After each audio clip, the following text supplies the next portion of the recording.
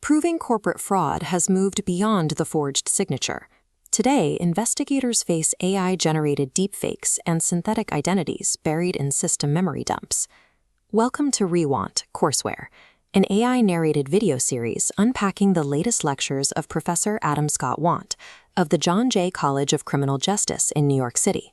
Our objective in this module is to map the specific professional, technical, and legal frameworks that govern modern digital forensic examiners. Finding technical evidence of corporate fraud is useless if the acquisition process itself violates legal constraints. This admissibility pipeline outlines the mandatory workflow, starting in the lab, passing through DFIR analysis, legal compliance, and presentation. Raw binary data enters the first phase, but must survive technical, ethical, and legal filters to successfully exit. Mastering each individual phase of this workflow is the only reliable method for converting raw technical acquisition into evidence that meets every standard for legal admissibility.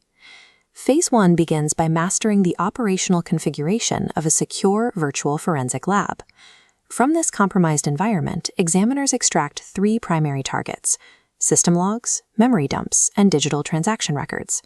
Investigators parse these massive, raw datasets using specialized command line utilities and strict forensic software suites. The immediate objective is to separate the signal from the noise, detecting operational anomalies and explicit indicators of fraud. But detecting an anomaly is only step 1.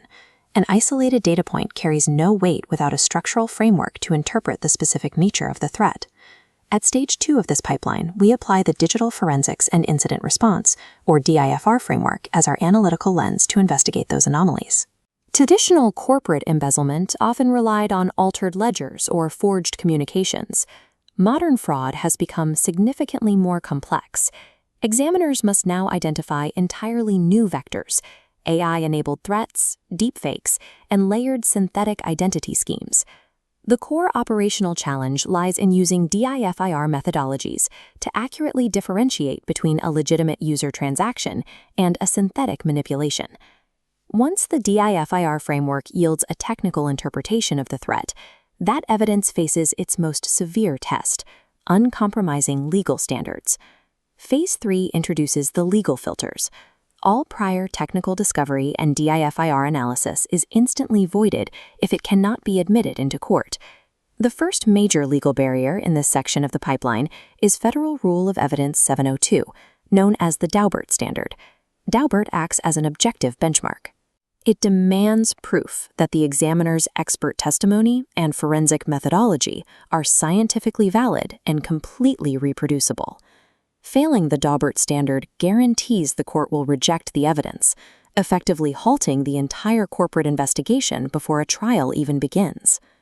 Beyond federal courtroom rules, examiners must also navigate strict internal corporate governance. The next required filter is compliance with Corporate Acceptable Use Policies, or AUP. The AUP dictates exactly what corporate systems, employee emails, and specific devices an investigator has the legal authority to audit. Acquiring evidence outside the boundaries of the corporate AUP risks exposing the company to privacy lawsuits, turning a fraud investigation into a major corporate liability. The final legal parameter in Phase 3 governs private corporate investigators specifically. This is the private search doctrine. This legal standard dictates exactly how far a corporate examiner can search before their actions trigger constitutional privacy issues. The moment an investigator reaches this specific threshold, the private search must halt, and official law enforcement intervention is required. Balancing technical discovery against the Daubert standard, acceptable use policies, and the private search doctrine is the defining ethical responsibility of a DFIR professional. The fourth and final phase of the admissibility pipeline is the synthesis of all surviving data into formal documentation. Here, the examiner's primary task is to translate raw acquisition logs and highly technical forensic findings into clear, professional writing. This report serves 2 audiences.